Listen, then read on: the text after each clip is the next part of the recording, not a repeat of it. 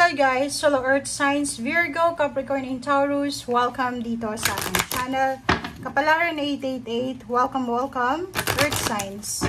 Earth Signs, ano ba ang mensahe na posibleng makatulong sa'yo? Hindi lang sa araw na ito, kundi sa mga susunod na araw. Pwedeng nangyari na to sa'yo, okay? Earth Signs, Journey number 10 and 32, Despair. Okay. Earth Signs, pag-i-comment nga sa comment section. Meron ditong Earth Signs, Virgo, Capricorn, and Taurus na siguro nasa ibang bansa ka, okay? Patapos na yung kontrata mo. Or is either gusto mong lumipat ng ibang trabaho kasi medyo hindi maganda yung sweldo o yung salary sa pinagtatrabahuan mo. O yung iba sa inyo dyan, malapit nang matapos yung kontrata, malapit nang matapos yung pinirmahan mo kung ano man yan na attachment dyan sa trabahong yan or sa bansang yan. And natatakot ka kasi pwedeng wala kang ipon, wala kang madadala sa Pilipinas, and kailangan mo ngayon mag part-time kasi kailangan mong magdala diba? Parang ganun. So nakikita ko sa'yo dito, handang-handa ka na sa kung ano man itong pupuntahan mo. Handang-handa ka dito sa journey na tatahakin mo. But ang problem dito, pera. Okay? Parang may travel kang gagawin, pero ang problema, wala kang pera. Parang, ang nakikita natin dito na magtatrabaho ka dahil sa kailangan mo ng pera. Magtatrabaho ka, gagawin mo itong isang bagay na to kasi wala kang choice. Parang gano'n. So, comment down below, guys.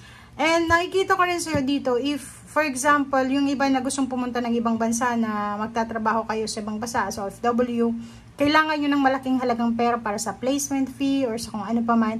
Nakikita ko sa'yo dito na medyo nag-aalala ka. Okay? Nag-aalala ka and hindi mo alam kung saan ka huhugot ng salapi or kung saan mo huhugutin itong solusyon dito sa pinagdadaanan mo. Okay?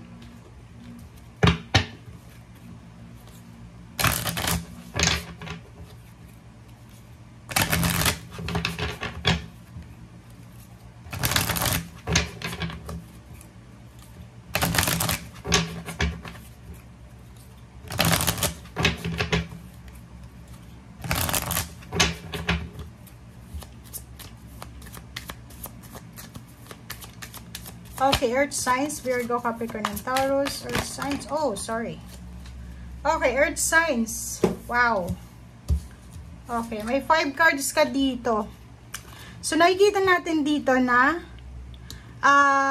nangangailangan talaga kayo ng tulong.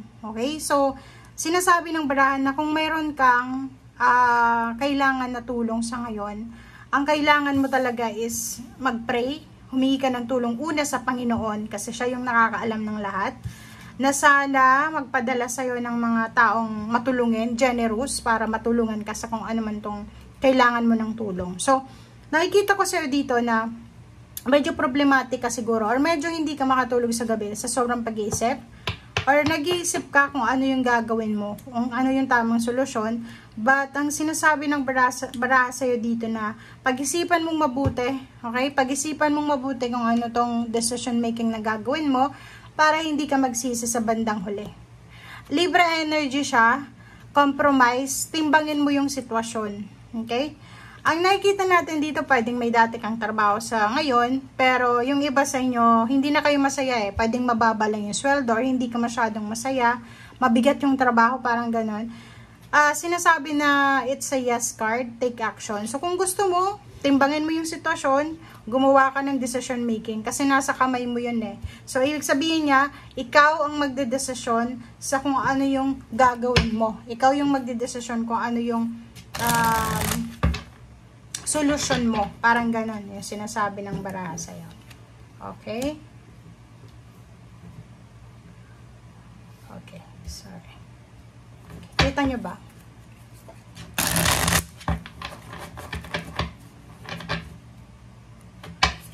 Okay.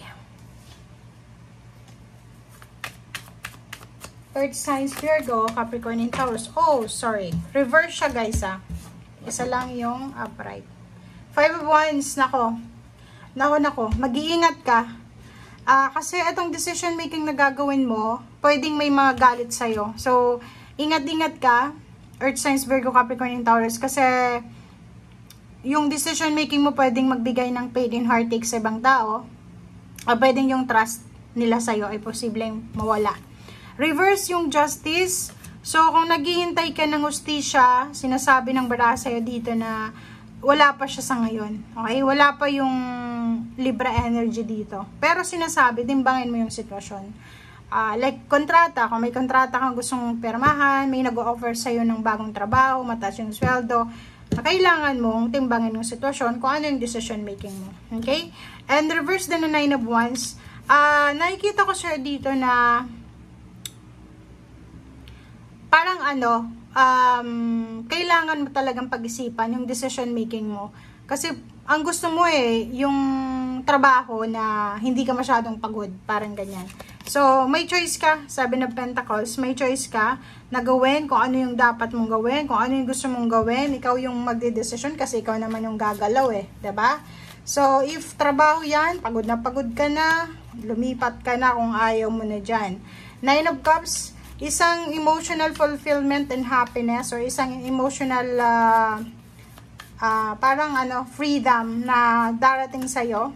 And ito ay pwedeng magdala sa'yo ng peace and harmony. But make sure na pag-isipan mo. So, nakikita ko siya dito, kung babae ka, gusto mong mabuntis, or gusto mong madagdagan yung anak mo, pag-isipan mong mabuti. Kasi yung hermit na to, sinasabi na meditation muna to. Meditation brings answer. Gusto mong magkaroon ng anak, gusto mong magkaroon ng pamilya, gusto mong mag-asawa. Kung ano man tong mga emotional na decision making mo, kailangan mo pag-isipang mabuti. Makikita mo dito sa ilalim niya is 9 of Pentacles. So, 99 siya.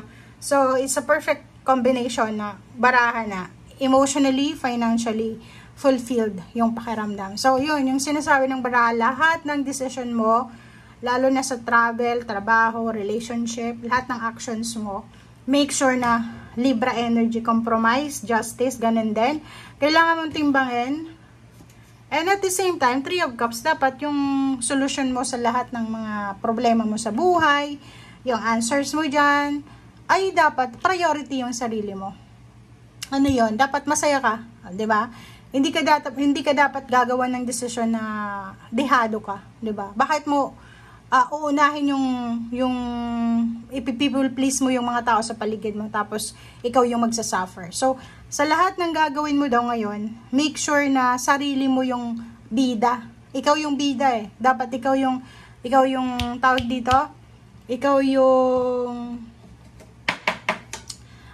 parang ikaw yung magbe-benefit, syempre. Hindi yung kung sino man. So, make sure na gagawin mo kung ano yung gusto mong gawin para sa'yo. Hindi para magpakitang gilas kanino man, hindi para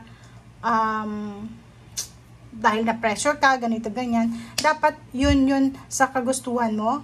And yung result niyan, pag gusto mo yung ginagawa mo, mag-fail ka man, mag-succeed ka man sa buhay, win-win yun. Diba? Win-win solution yun. Diba? So, yun guys, yun yung sinasabi ng baraha. Iwasan mo lang yung